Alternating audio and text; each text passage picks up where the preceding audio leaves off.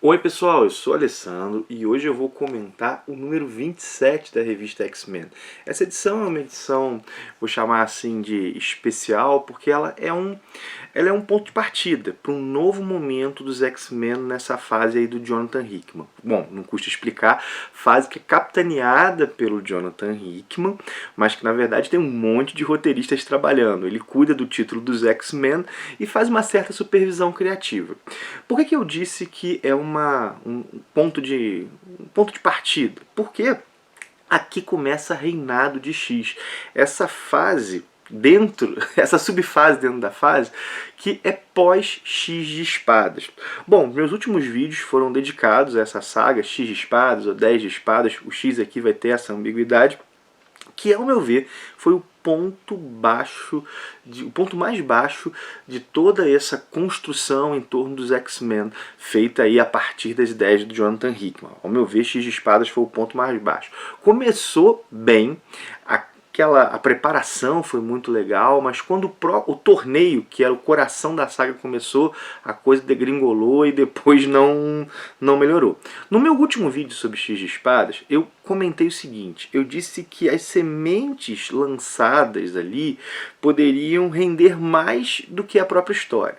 As sementes, os conceitos, as ideias ali colocadas poderiam trazer coisas bem mais interessantes que a própria X de Espadas, mas que isso a gente só veria com o andar da carruagem. Bom, aqui eu posso dizer que parece que eu estava certo. Ao menos nesse momento imediatamente anterior, a coisa melhorou bastante. Essa edição 27 é a melhor edição de X-Men, ao meu ver, já faz bastante tempo. X-Men é uma revista quinzenal e essa daqui, para mim, já tem um certo tempo que pode, considerando que foi publicado, ela pode ser considerada melhor, assim, pode ser considerada melhor. Nesse número, nós temos porque é uma revista mix, nós temos Sword número 1, ou seja, a estreia de um novo título, temos X-Men 16, X-Factor número 5 e Hellions. Hellions são os satânicos, números 7 e 8. Vale dizer que nem todos os números dessa revista dos X-Men têm os mesmos títulos, porque aqui nós temos tudo que é publicado dos mutantes lá fora sai nessa revista quinzenal dos X-Men. Então, por exemplo, aqui não há nenhuma edição de X-Force. No próximo número pode ter uma edição de X-Force. Há um planejamento para que para que flua melhor o acompanhamento cronológico do que está ocorrendo. Então aqui nós temos Sword, X-Men, X-Factor e Satânicos. Bom, vamos lá. Sword, Espada, esse título que está estreando é escrito pelo Al Ewing e desenhado pelo Valério Schit, acredito que seja esse o nome dele. Deixa eu só pegar aqui e conferir para não falar besteira para vocês. O Al Ewing, minha gente, já disse isso várias vezes aqui no canal, é um dos melhores, isso mesmo, Valério Schit é o desenhista, é um dos melhores roteiristas da atual Marvel. Ele é o responsável, foi responsável, a fase já acabou nos Estados Unidos, embora ainda não no Brasil, por Imortal Hulk. Mas não só com Imortal Hulk ele fez um bom trabalho. Eu já falo bem do Ewing já tem um bom tempo. E aqui eu vou dizer que ele conseguiu mais uma vez. De tudo que foi lançado até agora, e eu não estou falando só do que foi lançado recentemente, mas tudo que foi lançado desde X-Men 1, que trouxe aquelas duas minisséries, Powers of X, ou Potências de X, ou Potências de 10, né? De novo, X tem essa ambiguidade, e Dinastia X, House of X. Desde os 4 primeiros números trouxeram essas minisséries do Jonathan Hickman. Para mim, essa edição de Sword, essa edição escrita pelo Al Ewing, é o que a gente teve de melhor. Essa edição é a que mais me lembrou o clima, mais me lembrou a experiência que eu tive com as duas minisséries. Isso, é a mesma coisa que lá? Não, mas é o mais próximo dessas duas minisséries. O que nós temos aqui? A reativação da Espada. Espada é uma espécie de agência, de grupo que protegia a Terra de alienígenas, de invasões alienígenas, e que era tocada pela Abigail Brand. pela Abigail Brand. Bom, ela foi desativada e agora a estação da espada foi reativada durante a saga X de Espadas, e essa agência de proteção da Terra, que pretendia ser proteção do sistema solar, é reativada sob, vou dizer assim, sob o controle dos mutantes. A espada passa a ser como que o programa espacial mutante. E aqui tem muita coisa legal acontecendo, porque temos um programa espacial mutante, uma linha de defesa da Terra. O Ewing faz um uso bem inteligente dos poderes mutantes, ele chama de tecnologia mutante, que é a combinação dos poderes de diversos mutantes diferentes. Há o projeto da espada, dessa nova Sword, que é da própria Abigail Brand, e que é um projeto que para ela não deve se circunscrever a Krakoa. Aqui acontece que os mutantes acabam se colocando como embaixadores da Terra. Essa primeira edição de Sword mostrou o escopo da coisa. Há um mistério aqui envolvido, há um mistério na trama que fisga a gente para a próxima. E o Al Ewing, minha gente, ele trabalha muito bem esse contexto cósmico, esse contexto do espaço, muito bem. Só lembrar do que ele fez com os Supremos, ou seja, uma edição de estreia muito interessante, muito interessante. Vamos, depois dessa edição de Sword, vamos seguir como é que está dentro da revista, vem X-Men 16, que tem roteiro do Jonathan Hickman, como sempre, e desenhos do Phil Noto. Aqui, mais uma vez, está explorando a situação pós-X de Espadas. X de Espadas nós tivemos um conflito, né, entre Arakko e Krakoa. Krakoa, essa nação mutante, e Arakko seria uma parte de Krakoa que ficou numa espécie de exílio dimensional durante séculos. Agora Arakko está de volta. Arakko volta ao mundo e vamos ver se ela vai se unir a Krakoa ou não. Na prática, nós temos uma segunda nação mutante. Havia apenas Krakoa e agora uma segunda nação mutante. E essa segunda nação mutante tem 20 vezes mais mutantes, ou seja, a população mutante na Terra aumentou muito. E esses outros mutantes, eles não conviveram com humanos. Não conviveram com humanos, cresceram num contexto bélico, num contexto terrível. Como é que eles vão lidar com esse fato agora? De terem que se relacionar de alguma maneira com os humanos? Como é que isso vai ser? Há uma complexificação considerável da situação dos mutantes.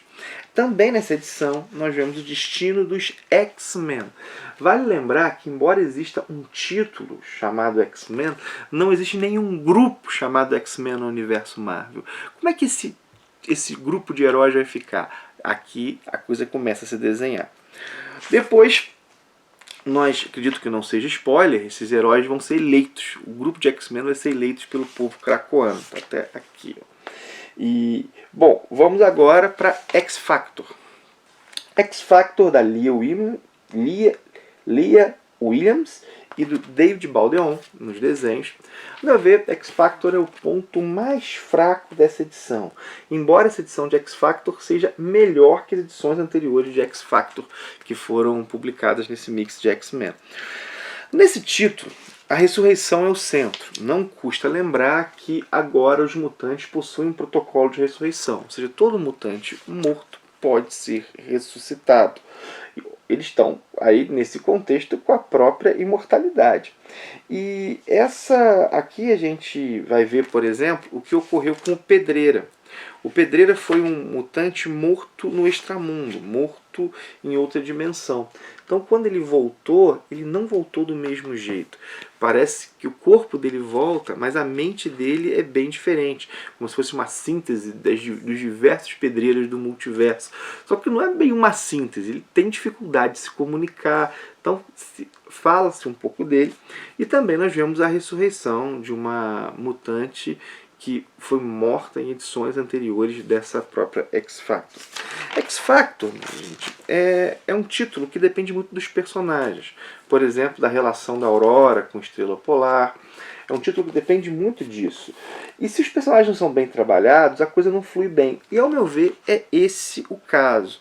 Acho que também o desenho não ajuda um pouco, tem um certo tom caricato, enfim, ponto fraco da edição.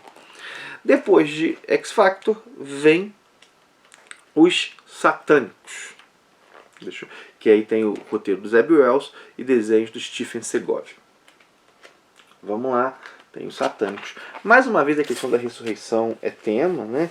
Mais uma vez estamos com consequências da saga X de Espadas. E aqui vamos ver a relação do Senhor Sinistro. Os satânicos eles seriam os mutantes problema de Krakoa.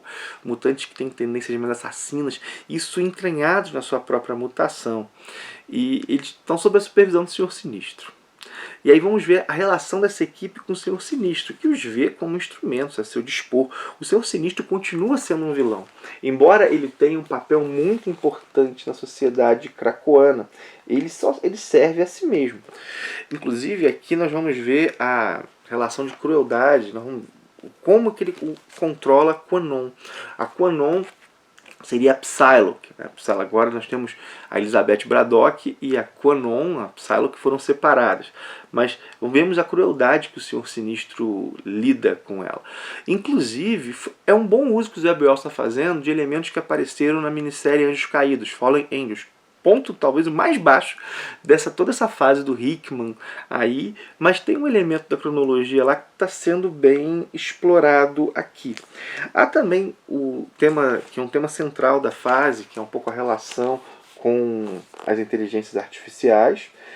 As inteligências artificiais são quase que inimigos naturais dos mutantes. E o Zeb Wells trabalhou também a situação do poder de um mutante fazedor de órfãos que pode destruir o planeta. Como é que Krakoa vai lidar com isso?